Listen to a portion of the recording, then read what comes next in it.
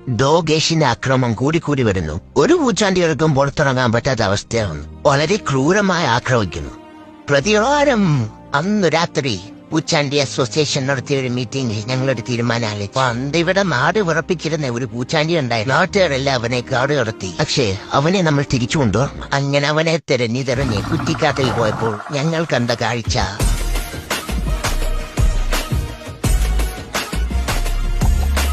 പുലിയുടെ വലം കൈയായി പുലിച്ചാണ്ടിയായി അവൻ കാട്ടിൽ വളർന്നു. അവൻ ഇറങ്ങി ഡോഗേഷ് സാമ്രാജ്യം തകർക്കാൻ സാമ്പിളായിട്ടൊരു മാലപ്പടക്കെടുത്താൻ അണ്ണാക്കി കൊട്ടിത്തട്ടെ.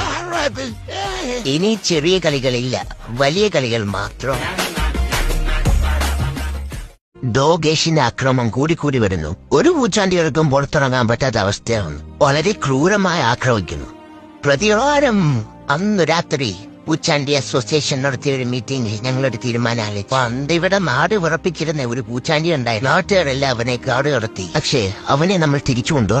അങ്ങനെ അവനെ തെരഞ്ഞു കുറ്റിക്കാട്ടിൽ പോയപ്പോൾ ഞങ്ങൾ കണ്ട കാഴ്ച